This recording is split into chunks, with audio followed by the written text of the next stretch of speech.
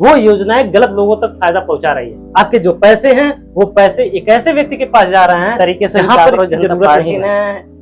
आंदोलन जिस तरीके से की है और सरकार को ये दिखा दिया, लोकतंत्र को जिंदा किया है, लोकतंत्र को जिंदा किया है। अगर नागरिक इस चीज पर खुल जाए कि शिक्षा जो है सरकार द्वारा अगर दी जाती है तो वो किसी भी प्रकार से फ्री बीज के अंतर्गत नहीं आती है। ये सरकार का कर्तव्य है, सभी नागरिकों को एक क्वालिटेटिव शिक्षा मुहैया कराना ये सरकार का क्लास 8वीं तक तो दे देंगे भोजन, लेकिन बाद का भोजन कौन कराएगा?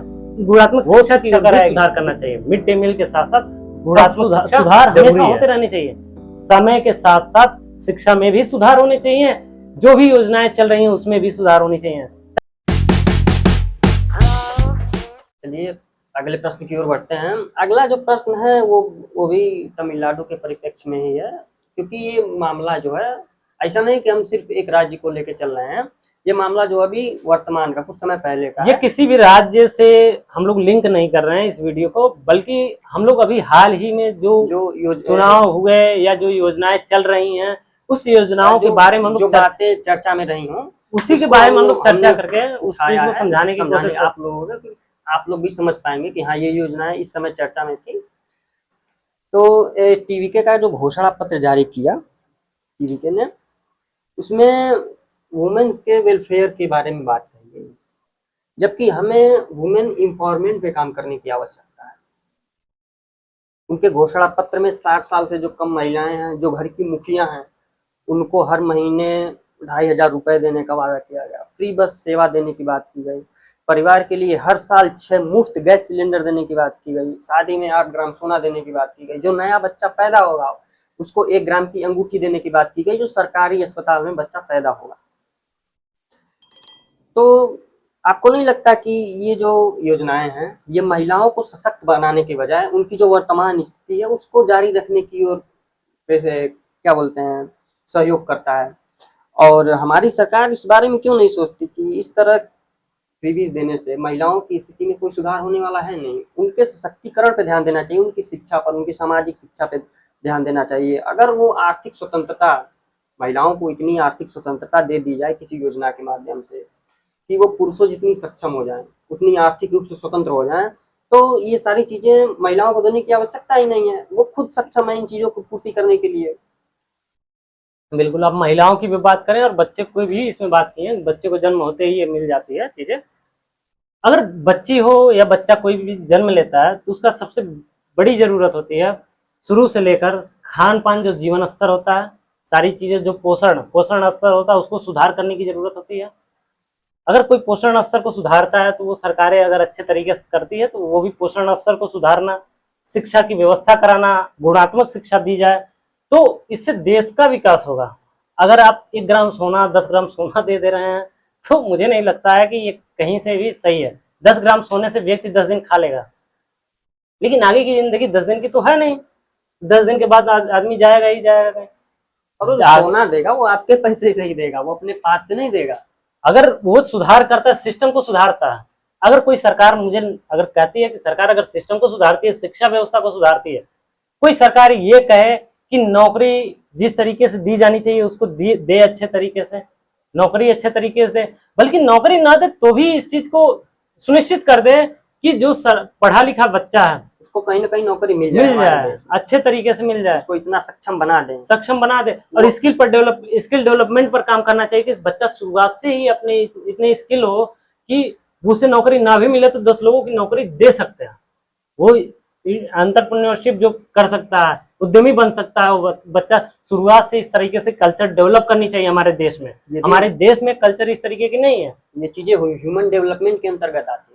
और ये अगर ह्यूमन डेवलपमेंट अगर सही तरीके से होता है तो वो केवल एक व्यक्ति को फायदा नहीं बल्कि पूरे देश को फायदा पहुंचाता है। पूरे देश को हमारी जो भारत है वो अलग अलग कंट्री में और ऊंचा ले जा सकता है इससे। अच्छा, इसमें वुमेन एम्पावरमेंट की बात हुई है। ये सरकारें जो होती हैं वो ज्यादातर इस समय महिलाओं को ही ये टारगेट करती हैं कि इनको ये चीजें मुफ्त दी जाएंगी। ऐसा क्यों है?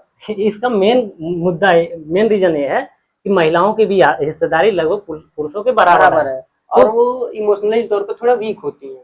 देखिए, आप ऐसे नहीं कह सकते किसी भी महिला को किसी इमोशनली तरीके से वीक होती है। सबकी बात नहीं कह रहा हूँ, लेकिन नहीं, पुरुषों के मामले में अधिकतर अगर इमोशनल आप होती ऐसा हैं कह रहे महिलाएं। हैं तो महिलाओं को वो डिस्क्रिमिनेट कर रहे हैं, ठीक है। नहीं, मैं डिस्क्रिमिनेट नहीं कर रहा हूँ। डिस्क्रिमिनेशन महिलाओं के पक्ष में नहीं हो रहा है, बल्कि इसलिए कि महिलाएं, अगर आपको पुरुषों के पक्ष में भी अगर कोई योजनाएं चलाई जाए ना, तो आप भी उस तरह बह जाएंगे, हाँ, ठीक है। तो महिलाओं को इस बेसिस पर नहीं डिस्क्रिमिनेट करना चाहिए कि महिलाओं के पक्ष में चलाई जा रही है इसलिए महिलाएं वीक होती हैं इमोशनल में, इमोशनल इंटेलिजेंस में वीक होती हैं, ऐसा नहीं है। बल्कि ये कह सकते हैं कि महिलाओं को भी ये समझना चाहिए, आपके भी शिक्षा, स्वास्थ्य और भी जीवन स्तर के बारे में बात होती है, तो आपके केवल और केवल 2 ग्राम सोने, 5 ग्राम सोने, 8 ग्राम सोने से आपका जीवन स्तर नहीं सुधरेगा। आपको आपका तब जीवन स्तर सुधरेगा जब आपकी अच्छे तरीके से देखभाल हो, अच्छा पोषण स्तर मिले, आपकी जो पोषण इम्यूनिटी हो अच्छी तरीके से हो, और साथ साथ शिक्षा हो, शिक्षा अच्छे तरीके से मिले, और अलग अलग कल्चर में आप लोग पार्टिसिपेट कर पाए, जैसे खेल में हो गया, सिंगिंग में हो गई, इन सब चीजों पर अगर कोई सरकार अगर देती है तो वहां पर ज्यादा होगा। गांव के बच्चे कभी खेल पाते ही नहीं, वो गांव के बच्चे खेल के बारे में नहीं जान पाते हैं, तो वहां पर गांव के बच्चों को भी, बच्चे तक पहुंचना चाहिए सरकार को कि हाँ भाई उसको खेल में आना चाहिए। खेल में हो गया, और भी बहुत सारी फिल्म इंडस्ट्री वगैरह दुनिया भर की चीजें होती हैं, आईटी सेक्टर है, अलग अलग जगह पर प्रमोट करना चाहिए बच्चों को, स्किल डेवलपमेंट करना चाहिए, बहुत सारी चीजें हैं, सरकार अलग अलग तरीके से कर सकती है। और महिलाओं को इस चीज में विशेष प्राथमिकता दी जानी चाहिए, खेल के क्षेत्र में, शिक्षा के क्षेत्र में। और महिलाओं को किताबी शिक्षा के बजाय सामाजिक शिक्षा देने पर ज्यादा ध्यान देना चाहिए। मुझे नहीं लगता, देखिए महिलाएं और पुरुष को अलग करना चाहिए। मुझे लगता है ये है कि महिलाएं हो या पुरुष हो, दोनों को बराबर ट्रीट किया जाए बचपन से। ऐसा नहीं आप कर सकते हैं। हाँ, बचपन से उनको बराबर ट्रीट किया, लेकिन बचपन से फिलहाल अगर की जो स्थिति है वो महिलाओं को विशेष योजनाओं को ध्यान दीजिए। लेकिन अभी जो हम लोग कह रहे हैं ना, बच्चों को अच्छे से, तो बच्चों को जब ले रहे हो तो उसमें महिला पुरुष ना करें, वहां पर आप ये काम कर सकते हैं कि बच्चे को बच्चे की तरह ट्रीट करें। अगर आप वहीं पर डिस्क्रिमिनेशन यहीं से स्टार्ट होता है, डिस्क्रिमिनेशन बच्चे से स्टार्ट होता है। अगर आप महिला को अलग पुरुष को अलग करने लगते हैं, तब वहां से डिस्क्रिमिनेशन स्टार्ट हो जाता है, और ये स्तर लेवल बढ़ता जाएगा और वो सुधरेगा कभी भी नहीं।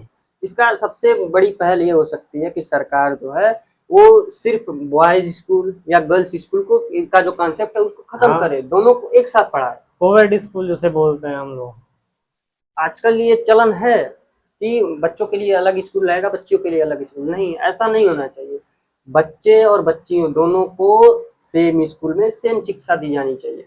और शिक्षा के साथ साथ मैं शिक्षा में एक और चीज मेंशन करूंगा, जो मेंशन है सेक्स एजुकेशन की। सेक्स एजुकेशन को ज्यादा बढ़ावा देना चाहिए, बढ़ावा इस कदर देना चाहिए कि थोड़ा हमारे देश में जिस तरीके से रेप होते हैं, उस तरह के रेप को और सुधारा जाए, उसको उसकी जो इंटेंसिटी है उसको कम की जाए।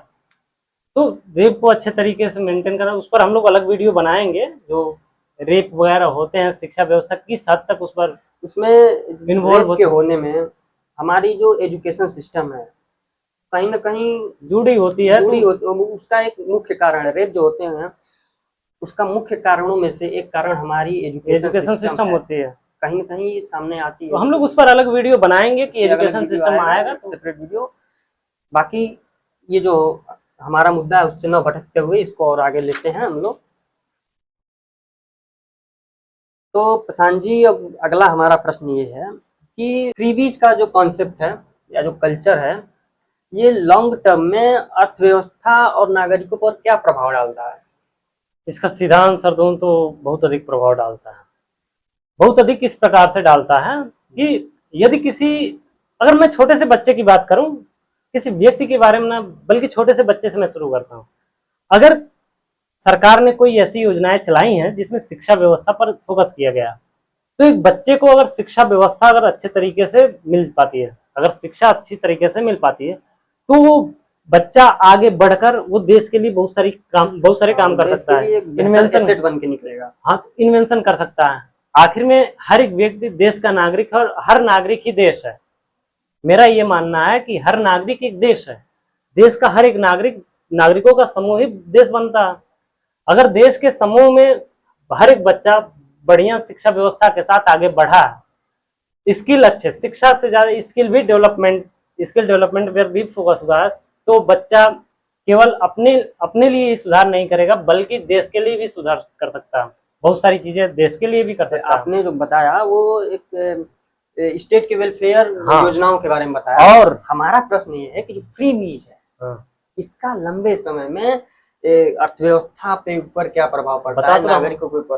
फ्री अर्थव्यवस्था बीज जो असल में फ्री बीज है, अर्थव्यवस्था के ऊपर भी अगर निगेटिव इम्पैक्ट में देखेंगे, जो फ्री बीज के बारे में बात कर रहे हैं, बल्कि वेलफेयर स्टेट के बारे में ना बात करते हुए अगर फ्री बीज के बारे में बात करते हैं तो लॉन्ग टर्म में भी उसका इम्पैक्ट बहुत ज्यादा पड़ेगा। क्योंकि शुरुआत में सरकार तो दे देगी आपको जो भी चाहिए, नहीं, बल्कि डिमांड करते जो हैं, भी डिमांड करते हैं आप लोग, जिसकी वजह से आपके राजनीतिक बिहेवियर में चेंज चेंज जाते हैं हम। दे देगी गवर्नमेंट। अगर गवर्नमेंट आपको आज पैसे दे देती है 2500 रुपये महीना या 5000 रुपये महीना, मैं इस पर कोई मेंशन नहीं करना चाहता हूँ कितना देती है सरकार, चाहे 5 किलो सोना हो या 2 ग्राम सोना हो, इससे मतलब नहीं।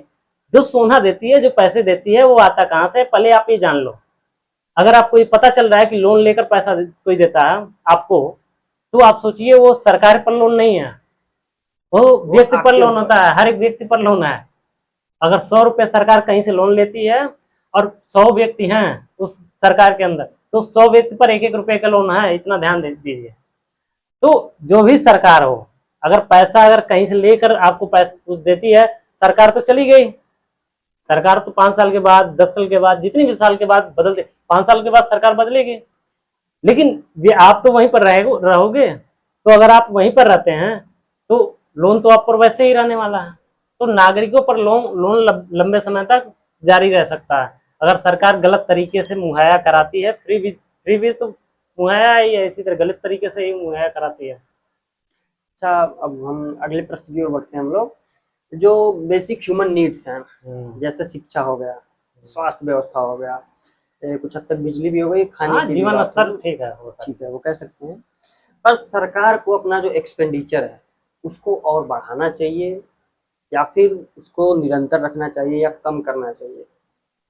देखिए, अगर ऐसा लगता है कभी सरकार को कि जरूरत है, उस समय अगर जरूरत है नागरिकों के लिए, नागरिकों को स्वास्थ्य, शिक्षा, जीवन स्तर को सुधारने का जरूरत है, तो वहां पर बढ़ाने की अगर जरूरत है तो बढ़ा सकती है। और अगर कम करने की जरूरत है तो वहां पर कम भी करनी चाहिए। ऐसा नहीं है कि तय हो गया कितना देना है तो देना है, कुछ भी हो जाए, जमीन फटे या आसमान कुछ भी गायब हो जाए, ऐसा नहीं है। फिक्स नहीं करना चाहिए, बल्कि समय के अनुसार बदलते रहना चाहिए। जो भी समय की डिमांड हो उस समय उस तरीके से नीति को लागू करनी चाहिए। तो इस तरीके से सरकार को कदम लेने चाहिए। हाँ, तो चलिए अब अगले प्रश्न की ओर बढ़ते हैं।